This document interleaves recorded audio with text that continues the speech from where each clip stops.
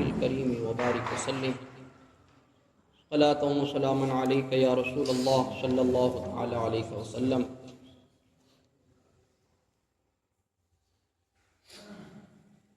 اس مہینے کی مناسبت سے حضرت ابراہیم علیہ السلام کے واقعات کو سنا جا رہا ہے، اس لیے کہ حضرت ابراہیم علیہ السلام ہم سب کے لیے منار ہدایت ہیں اور ہم سب کے لیے روشنی اور ہدایت کے سورج ہیں. ان سے ہمیں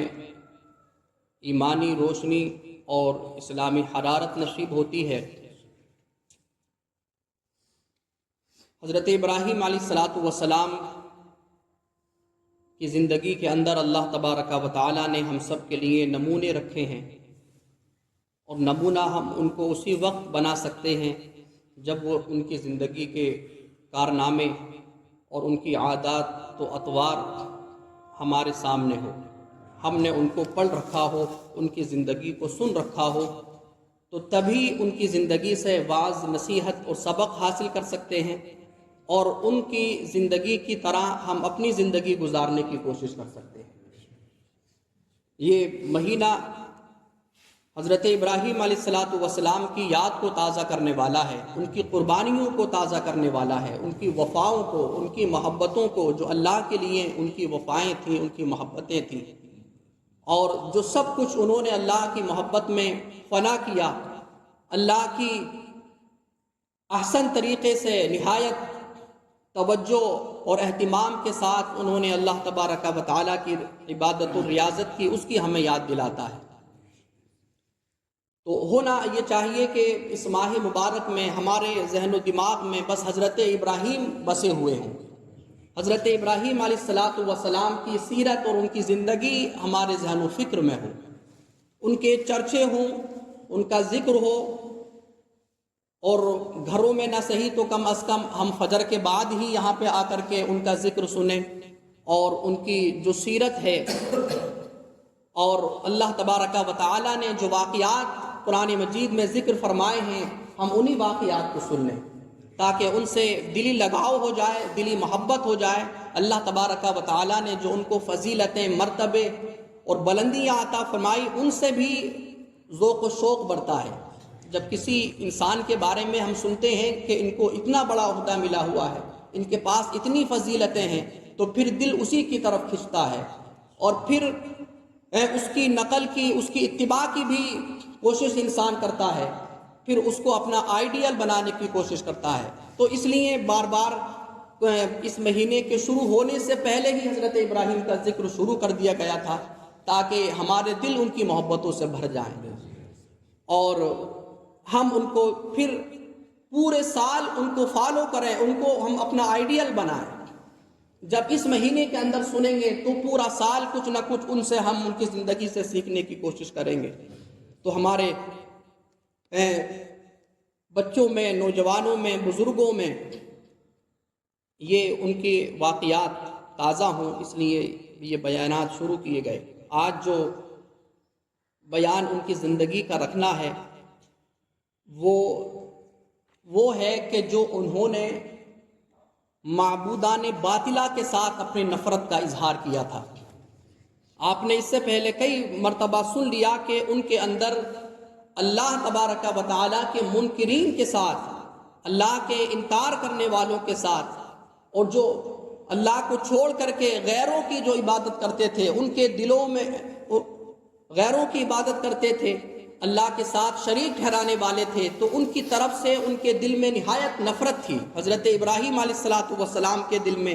ان کی طرف سے بیزاری تھی، اور لا تعلقی کا وہ اعلان کرتے تھے. آپ نے دیکھا کہ کس طرح انہوں نے لا تعلقی کا اظہار کیا، اور یہ اولاً نہیں کیا بلکہ پہلے ان کے سامنے دلیلیں آپ نے رکھی. پہلے انہوں نے اللہ تبارک و تعالیٰ کی دعوت دی اور اللہ کے علاوہ جتنی بھی چیزیں ہیں سب سے معبودیت کی انہوں نے نفی کی کہ کوئی بھی چیز اللہ کے علاوہ عبادت کے لائق نہیں ہے، صرف اللہ تعالیٰ کی ذات ہے جو قابل عبادت ہے اور جو لائق عبادت ہے، اس کے علاوہ کوئی بھی مخلوق یہ اہلیت نہیں رکھتی کہ اس کی عبادت کی جائے۔ تو آپ نے ایسا نہیں کہ فوراً ان سے قطع تعلق کر لیا ہو، نہیں، بلکہ پہلے ان کو سمجھایا، ان کو نصیحتیں آپ نے کی اور نہایت شفیقانہ رحیمانہ انداز سے ان کو بلایا اللہ کی وحدانیت کی طرف، اللہ کی اطاعت و فرما برداری کی طرف۔ جب وہ نہیں آئے اور انہوں نے ہٹ درمی کا مظاہرہ کیا اور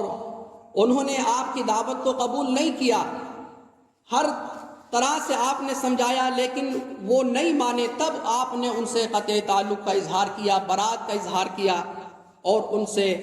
اپنے آپ کو الگ رہنے کا اظہار کیا، لیکن کب تک؟ جب تک کہ وہ اللہ پر ایمان نہ لائیں۔ تو یہ ان کی زندگی کا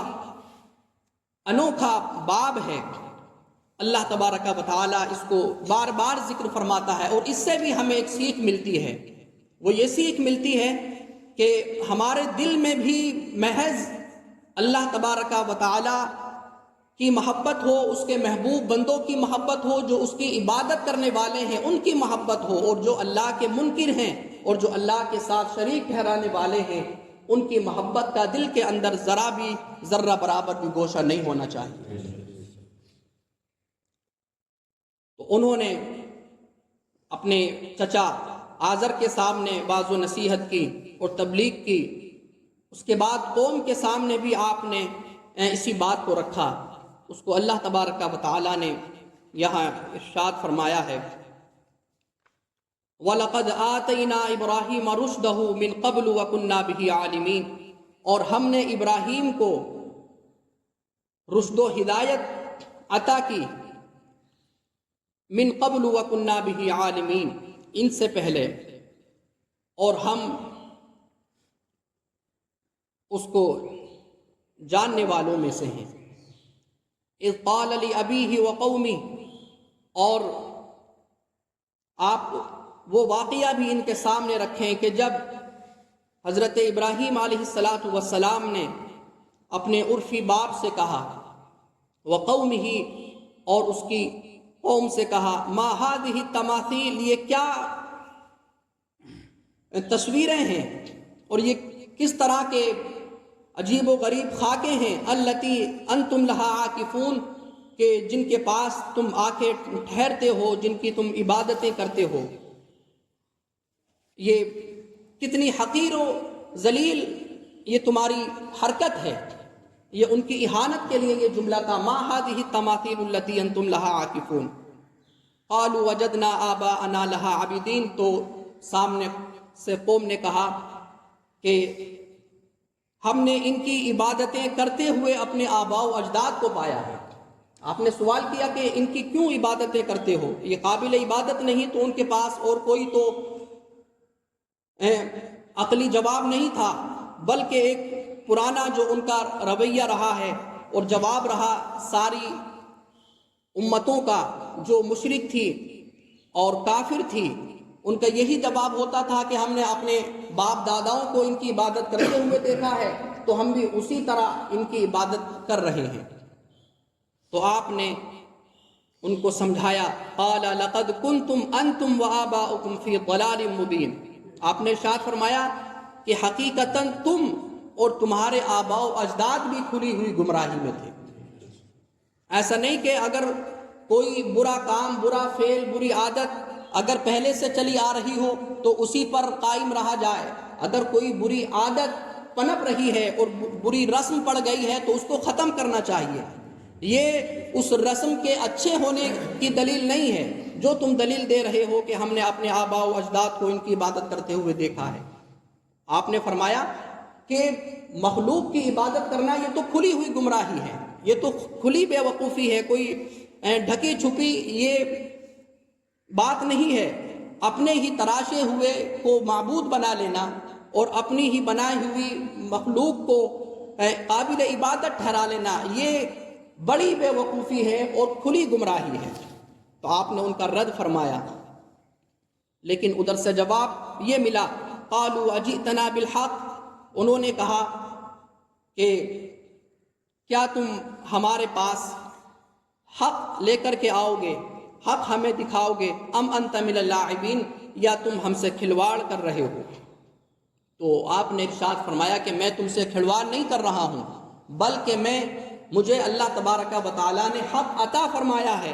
اور یہ میں حق بول رہا ہوں۔ قابل عبادت وہی ہے کہ جو سب کا خالق ہے، جو سب کو پیدا کرنے والا ہے، جو ہمیشہ سے ہے، ہمیشہ رہنے والا ہے۔ تو یہ حق بات ہے، میں حق بات لے کر کے آیا ہوں، حق کے ساتھ آیا ہوں۔ اور آپ نے ارشاد فرمایا، بل ربکم رب السماوات والارض، بلکہ تمہارا رب زمین و آسمان کا رب، الذی فطرہن، وہی ہے کہ جس نے ان کو پیدا کیا ہے۔ یعنی تمہارا رب اور زمین و آسمان کا رب وہ ہے کہ جس نے ان زمین و آسمان کو پیدا کیا ہے، تمہارے رب یہ نہیں ہے۔ وَأَنَا عَلَى ذَلِكُم مِّنَ الشَّاهِدِينَ، اور میں اس پر تمہارے ساتھ گواہوں میں سے ہوں۔ میں اس بات کی قیامت کے دن گواہی بھی دوں گا کہ میں نے ان کو سمجھایا، اور آج تم اگر مانتے ہو اور تم اس کا اعتراف کرتے ہو تو میں تمہارے اعتراف کرنے کا بھی گواہ بنوں گا۔ وَتَاللَّهِ لَأَكِيدَنَّ أَصْنَامَكُمْ بَعْدَ أَن تُوَلُّوا مُدْبِرِينَ، تو انہوں نے جب آپ کی نصیحت کو قبول نہیں کیا تو آپ کے اندر ایک جوش تھا، ولولہ تھا، ایمانی حرارت تھی، اللہ کی محبت تھی، اور اللہ کا جو درجہ کسی کو دے رہے تھے، آپ خود سوچ سکتے ہیں کہ اگر کسی کو خدائی کا درجہ دیا جائے اور ایک نبی ہو، نبی کے سامنے کسی کو خدائی کا درجہ دیا جائے تو کس طرح اس کے ایمانی حرارت میں جوش آئے گا، اور کس طرح وہ اس بات کو قبول کر سکتا ہے۔ اور پھر لوگ گمراہی میں ملوث ہوں تو گمراہی نبی سے نہیں دیکھی جاتی، اس لیے کہ نبی کو بھیجا ہی اس لیے جاتا ہے کہ وہ گمراہی کو دور کرے، ہدایت لوگوں کو عطا کرے۔ اور جو سب سے عظیم مرتبہ ہو، سب سے عظیم، جو سب سے عظمت والا جو رتبہ ہو، وہ کسی حقیر و فقیر چیز کو دیا جائے تو اس کو کیسے قابل قبول کیا جا سکتا ہے؟ سب سے عظیم رتبہ معبودیت کا رتبہ ہے جو اللہ تبارک و تعالیٰ کا ہے، اس کو اگر کسی پتھر کو دے دیا جائے، چاند و سورج کو دے دیا جائے جو اللہ کے پابند ہیں، خود اللہ کی مخلوق ہیں، تو نبی انبیاء کرام اس بات کو کیسے برداشت کر سکتے ہیں؟ وَتَاللَّهِ، تو انہوں نے اپنی غصے کا اظہار کیا اور قسم کھا کے کہا، وَتَاللَّهِ لَأَكِيدَنَّ أَصْنَامَكُمْ، اللہ کی قسم میں ضرور تمہارے ان معبودان باطلہ کو ریزہ ریزہ کر دوں گا، ان کو پاش پاش کروں گا۔ بعد ان تولوا مدبرین، بعد اس کے کہ تم ان سے پیٹ پھیر کر کے کہیں جاؤ۔ یعنی میں بس موقع دیکھ رہا ہوں کہ میں ان کو کس طرح ذلیل کروں، کس طرح میں ان کی اہانت اور توہین کروں۔ یہ میں کیسے برداشت کر سکتا ہوں کہ جو خدائی کا رتبہ ہے وہ اللہ کے علاوہ تم کسی اور کو دو، تو میں ان کی اہانت اور تحقیر و تذلیل کروں گا اور میں ان کو ضرور توڑوں گا۔ فجعلہم، پھر اس کے بعد پورا واقعہ آپ حضرات نے سنا ہے کہ کس طرح انہوں نے جب وہ کسی تہوار کو منانے کے لیے گئے ہوئے تھے، عید بھی ان کی ہوا کرتی تھی، تو اس موقع پر وہاں جو ان کا بت خانہ تھا وہاں پر کوئی نہیں تھا، اور یہ سارے بت اس خالی وہاں رکھے ہوئے تھے، اور سارے لوگ اپنے اس تماشے میں اور میلے میں گئے ہوئے تھے۔ حضرت ابراہیم علیہ السلام نے اس موقع کو غنیمت جانا اور آپ نے ان سارے بتوں کو پاش پاش کر دیا، اور یہ ان کی اہانت و تذلیل کے لیے تھا، اور یہ ان کو سمجھانے کے لیے بھی تھا کہ دیکھو جب یہ اپنے آپ سے اپنے آپ کا دفاع نہیں کر سکتے اور ان کو کوئی نقصان پہنچایا جائے، ان کو اذیت دی جائے، تو جب یہ اپنی اذیت کو دور نہیں کر سکتے، اپنے نقصان کو دور نہیں کر سکتے، تو اپنے عبادت کرنے والے کے نقصان کو کس طرح دور کر سکتے ہیں؟ جب یہ اپنا فائدہ نہیں پہنچا سکتے تو اپنے عابد کو کس طرح یہ فائدہ پہنچا سکتے ہیں؟ جب یہ سننے کے دیکھنے کے قابل نہیں ہیں تو کس طرح تم ان کی عبادت میں مصروف و مشغول ہو؟ یہ ان کو سمجھانا تھا، اور یہ حکمت تھی، اور ساتھ ہی ساتھ یہ کہ ان کے اندر یہ دیکھنے کی قوت نہیں تھی کہ یہ آپ کے سامنے ہو۔ انشاءاللہ تبارک و تعالی کل قرآن کی آیتوں کے تحت اس واقعے کو اور سنا جائے گا۔ اللہ تبارک و تعالی یہ ساری چیزیں ہمارے اندر عطا فرمائے اور ہمیں حضرت ابراہیم علیہ السلام کی اتباع، ان کے نقوش قدم پر چلنے کی توفیق عطا فرمائے۔ اللہ تبارک و تعالی ہمیں اپنی محبت نصیب فرمائے، ہمیں مرتے دم تک مذہب اسلام و ایمان پر قائم و دائم رکھے اور ہمیں